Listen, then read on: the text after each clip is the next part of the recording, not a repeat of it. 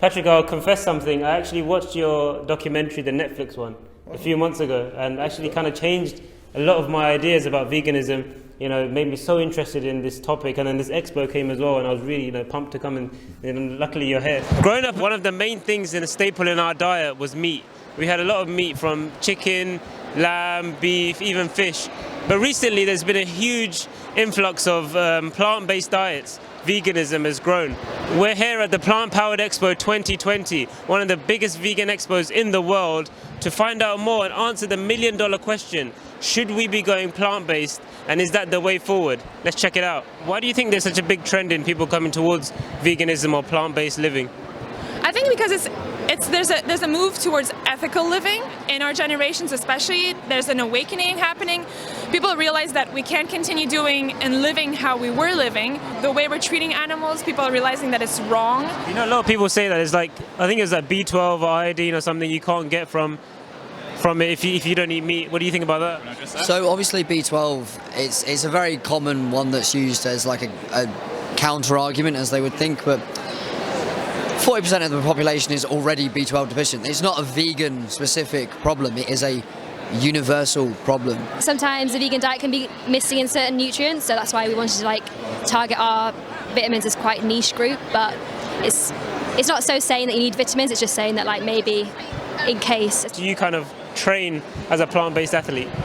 So nothing changes whether you're plant-based or whether you're omnivorous, right? The rules to building muscle, to being strong, to athletic performance are all the same. So I'm looking around, there's so many different stalls, over 100 stalls, but there's one right down there which is really interesting. It's actually fake meat. So what it is a vegan product packaged as meat, and that's a big thing on the internet right now. They say on the internet that this isn't natural because we're actually born to eat meat.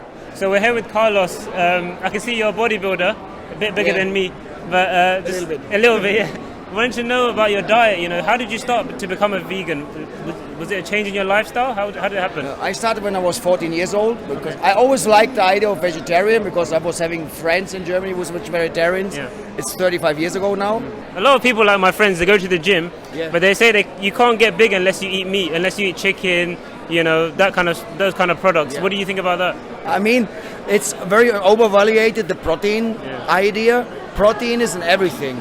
So we just got this vegan burger. First time I'm going to try this. Looks pretty big. There's no meat involved. Usually I'm used to getting chicken burgers, lamb burgers, but I'll give it a go. Let's see how it tastes. It's a pretty good burger. I would say 7 out of 10. And the fact that I'm not vegan myself, they seem to be embracing that, and they're respecting me. I haven't been kicked out so far. And obviously I respect them and their beliefs as well. So we were just talking a minute ago about the whole KFC drama that they've kind of brought out the vegan burger, other restaurants as well, global chains. Don't you think it's a bit contradictory for them to do that when people like yourself are trying to live the lifestyle, but these guys are jumping on the bandwagon when it feels right for them? Yeah, I think. How do you honestly feel about it?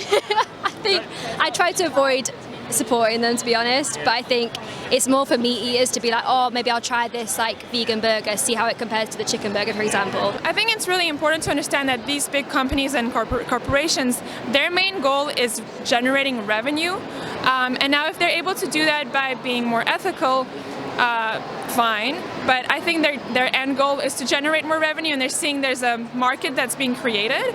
And therefore, they don't want to fall behind. So, personally, how do you feel about it? I don't endorse. Just wanted to know your background. I mean, how did you become a vegan? Were you a vegan for a long time? What changed? And obviously, you're a strongman. So, how did that affect your kind of bodybuilding and lifestyle? Yeah, so I went vegan more than 8 years ago. I went vegan in late 2011. Yeah. I started training when I was 14 years old. Wow. And then when I became vegetarian, I think that was 12 years into already training. I was convinced at that time that you need meat and you need animal protein to be successful in strength sports. That's what I learned. That's what I was reading all these magazines and then all these magazines were telling me, you have to eat fish, you have to eat meat, you have to have animal protein. Plant protein is not going to make you strong. But when I became vegetarian, I think 6 months later, I started doing strongman. And one reason for that was that despite expecting to, have my training suffering a little bit, my training was great. I was thriving for 6 months, and I was getting way stronger than I was before without the meat. People might think, is it more expensive? How do you kind of manage the expenses of it? Okay, so it really depends on what you eat. If you eat natural, whole foods like beans and lentils and rice and that kind of stuff, that's not expensive. The community that we're from, the main kind of slogan that we have is love for all, hatred for none. So you shouldn't have hatred for anyone. Just love everybody. If someone does a mistake, they make a mistake. But you shouldn't kind of bash them, be militant about it. But also in general, there are people, negative people in everything. As you mentioned, we should all respect everyone. I mean, vegans, non-vegans. I'm not a vegan myself, but as a Muslim and as a person, I should respect them and hopefully get the same respect back. But in our holy book, in the Quran, it says that eat and drink, but don't be immoderate. One of the main principles that we live by is actually to be moderate, to live in moderation. So don't be extreme on one side or the other. What do you think about the concept of moderation? Do you think that's key in our lifestyle? I definitely think so, but I think it's not just in the West, it's all over the world. We're having less empathy, but we need empathy and we need love. And many times I see on the newbies, they're very radical, and everything was radical in everything, in religion and cultures. It's not good because you start to don't respect other cultures and other beliefs. So what do you think about the concept of moderation? I think it's very in line with my own principle that I try to have every day, that I already told you about, with trying to be rational. I think religion is actually a very good example. So if you have very strict rules and then you try to make everyone by force adhere to these strict rules, it doesn't work. It never works. If you shout to someone, you are a murderer because you drink milk, he's not a murderer, he doesn't know otherwise. The best thing is to live and let live. I say to people sometimes, we've proved on any shadow of a doubt you can't bomb people into loving each other. So let's stop bombing each other and start hugging each other. It would be a good thing. It's a really good point. So the fourth caliph of our community, he actually said that you should go free range for the way that the dairy is produced in this country. And also the slaughterhouses, a lot of them, the way they pack chickens in, the way they pack the meat in, and they treat the animals is completely wrong. And in Islam, we shouldn't do that. That's completely against Islam in the way that they slaughter the animals. And the concept of halal is actually to treat the animals in an amazing way, in a great way, and to slaughter them without any pain. So what do you think about that concept, that, the fact that the way we treat the animals, the way we treat the world, is at the moment it's going towards, a third world war. It's going towards the environment being destroyed, right? We've seen it in so many different ways, climate change. So we're here as well as activists, the same way that you're an activist, to actually promote this message that we shouldn't be doing this and we need to stop it. And as Muslims, we're not, promoting that enough, and we're here to do that. So we want to kind of join with you and not against you, and kind of show people on YouTube and everywhere that we can coexist and we can actually help each other. I think when it comes to being vegan, and for me it just means I want to do as little damage as possible, right? Yes. And it's also about damage to individual animals. Sometimes people think that, okay, then there's vegan and there's non-vegan, and that's the two things that exist. But I think there's a whole spectrum between these two things. So you can be vegan, and that's going to be probably the least damage to animals.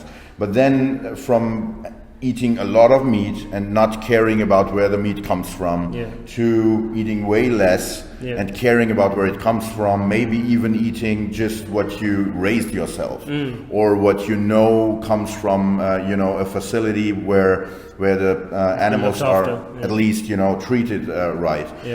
There's a whole spectrum, and you can get closer and closer to where I stand. I don't see a fight between these different positions. I just welcome everyone who comes closer to my position, because I know that's going to reduce the damage, and that's all I care about. I don't care about judging other people. I care about people joining and living with less damage, and the closer they come basically to where I stand, the happier I am. But you don't have to judge each other. I really don't see that. So after being at the Vegan Expo 2020 for the past 2 days, I found it very insightful and interesting to discuss so many different topics about food with this subculture that is growing across the world. But being at the Vegan Expo for 2 days, I also felt that the campaign they had for sustainability is also a key aspect of my faith as a Muslim. But the moderate angle Islam takes towards diet and food is more holistic in terms of people's daily needs and also more in line with their nature. So we have the concept of tayyib in Islam, and that means good, wholesome, pleasing and harmless food. And that ensures that we do not eat anything that is harmful to our bodies. So for example, a person who's diabetic and so sugar can be harmful to their body, they should look at their own bodies and their own mind and see which food is nourishing and is good and is pleasing to their own bodies. Tayyib also means that our food should uplift our spirits and uplift our soul and be pleasing to the eye and also taste fresh. And then we have the concept of halal, which means that animals are treated in the best way possible. No animal should be tortured or treated with unnecessary harm for financial profit or financial gain. That is happening across the world, and that is completely against the teachings of Islam. And then you have the geographical and financial limits that a lot of people have around the world, and in other parts of the world in particular, maybe meat is only available to feed a family of 6. So Islam caters for all their needs with a broad set of guidelines that anyone, anywhere and at any time can follow and live a healthy life. So taking all of that into account, we should all be looking for ways to increase our health, our happiness, but we should make sure that we're not becoming extreme in the process. The Quranic verse that encapsulates all of this is to eat and drink, but in moderation.